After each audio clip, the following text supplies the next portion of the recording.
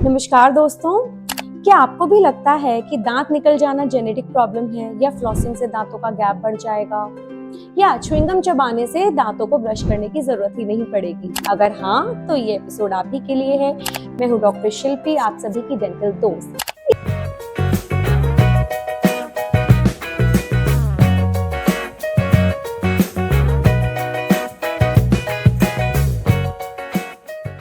इस सीरीज के हर एपिसोड में हम 4 डेंटल मिथ्स कवर करने वाले हैं और उससे जुड़ी हुई सच्चाइयां मैं आपको बताऊंगी कि क्या धारणाएं हैं, क्या गलत बातें हैं, क्या मिसकॉन्सेप्शंस हैं जो बहुत सारे हम में से लोग मानते हैं और अपने दांतों को बिना जाने समझे नुकसान पहुंचा रहे हैं। अगर आपने पिछले 2 एपिसोड्स नहीं देखे हैं तो मैं उनका लिंक डिस्क्रिप्शन बॉक्स में डालूंगी। Go and watch the videos. And आज हम शुरू करने वाले हैं एपिसोड नंबर 3, जहां पर हम 4 और डेंटल मिथ्स के बारे में बात करेंगे 4 मिनट में और उनसे जुड़ी हुई सारी सच्चाइयां मैं आपको बताने वाली हूँ। मिथ नंबर 1, फ्लॉसिंग से दांतों का गैप बढ़ता है। फ्लॉस होता क्या है? सबसे पहले तो फ्लॉस एक धागे जैसी चीज होती है जिससे हम दांतों के बीच में सफाई करते हैं। हमारे देश में फ्लॉसिंग का बहुत ज्यादा चलन नहीं है, तो हो सकता है कुछ लोगों को पता ही ना हो, तो इस पे अलग से हमने कंप्लीट वीडियो बनाया है, फ्लॉसिंग क्या होती है, कैसे होती है। पर जिन लोगों को पता है, कई लोगों को ऐसा लगता है कि वो जो धागा, जो फ्लॉस हम यूज करते हैं दांतों के बीच में, उससे दांतों का गैप बढ़ जाता है। तो दिस इज अ मिसकॉन्सेप्शन, ये एक गलत धारणा है दोस्तों।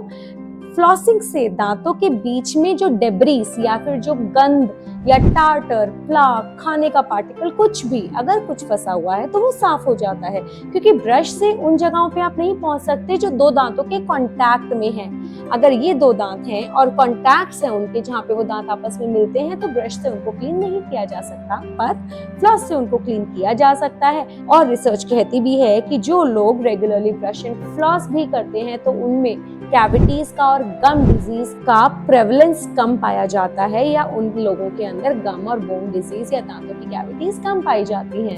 नंबर 2, प्रेगनेंसी में डेंटल ट्रीटमेंट लेना सेफ नहीं है या बेबी को रिस्क हो सकता है। बिल्कुल भी नहीं दोस्तों। अगर आपको प्रेगनेंसी के बारे में पता चल गया है तो आप इमीडिएटली अपना डेंटल चेकअप कराएं, ताकि आपके ट्राइमेस्टर्स, तीनों ट्राइमेस्टर्स इजीली गुजरें। इसके अलावा भी अगर आपको कोई डेंटल प्रॉब्लम है तो second trimester of your pregnancy safe, आप अपने दांतों के ट्रीटमेंट उस समय ले सकते हैं। अगर बल्कि उल्टा है कि अगर आपकी गम डिजीज है तो वो न्यूट्रिशन आपका बेबी तक नहीं पहुंचा पाता, क्योंकि आपका खाने की जो हैबिट्स हैं या जो आप खाना खा रहे हैं वो अफेक्ट हो जाता है फॉर ऑब्वियस रीजंस। कि अगर गम इन्फेक्शन, ब्लीडिंग या दांत में पेन है तो खाना कोई कैसे खाएगा, तो बेबी को न्यूट्रिशन नहीं पहुंचता।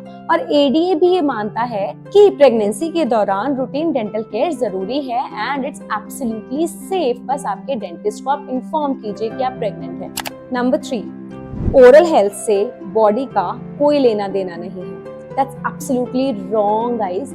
इससे जुड़ा हुआ जो फैक्ट है वो ये है कि गम डिजीज से हमारी हार्ट की हेल्थ, डायबिटीज और स्ट्रोक का डायरेक्ट कनेक्शन है। हार्वर्ड मेडिकल स्कूल की रिसर्च ये कहती है कि जिन भी लोगों को गम डिजीज होते हैं उनके हार्ट में, अगर आप समझ पाए, आर्टीरियल प्लाक बिल्डअप, मतलब हार्ट अटैक के चांसेस बढ़ जाते हैं। सो अगर हमारे गम्स इन्फेक्टेड हैं, बहुत समय से उसमें ब्लीडिंग है, इन्फ्लेमेशन, सूजन है, तो हमारा हार्ट भी उससे अफेक्ट हो सकता है, हमारे डायबिटीज और स्ट्रोक के चांसेस भी बढ़ जाते हैं। So take care. एंड ये बहुत ही इंपॉर्टेंट मिथ है उन लोगों के लिए जो ऑलरेडी इन प्रॉब्लम से जूझ रहे हैं। मिथ नंबर 4, डेंटिस्ट के पास तो तभी जाना चाहिए जब दांत में दर्द हो जाए। नहीं गाइस, बिल्कुल भी नहीं। डेंटिस्ट के पास आपको हर 6 महीने में जाना चाहिए, क्योंकि जब दर्द हो जाता है तो बात यूजुअली आउट ऑफ कंट्रोल हो जाती है। या तो दांत निकालना या रूट कैनाल करना या कोई भी ट्रीटमेंट जो होता है वो वर्सन या वो और ज्यादा कॉम्प्लिकेटेड और ज्यादा बड़ा हो जाता है।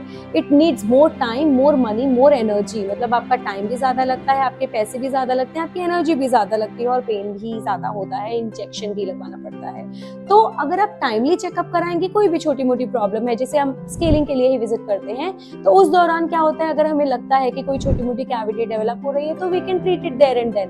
पर जब आप दांत के दर्द के साथ आते हैं तो मान के चलिए कि ट्रीटमेंट छोटे से ऑलरेडी बड़ी स्टेज पे जा चुका है, तो उसमें आपका नुकसान ही है। तो दोस्तों, अगर आप भी ऐसे ही किसी डेंटल मिथ से जूझ रहे हैं तो आई होप आपको समझ आ गया होगा कि उनसे जुड़ी सच्चाई क्या है। अपने डेंटल हेल्थ को इग्नोर मत कीजिए, हर 6 महीने में आपके डेंटिस्ट के पास जाइए, अच्छा रूटीन फॉलो कीजिए, 2 टाइम ब्रश, 2 मिनट मिनट के लिए with a good soft bristled toothbrush and a good fluoridated toothpaste. It is very simple to follow and यही परफेक्ट फॉर्मूला है आपकी स्ट्रॉन्ग एंड हेल्दी स्माइल का।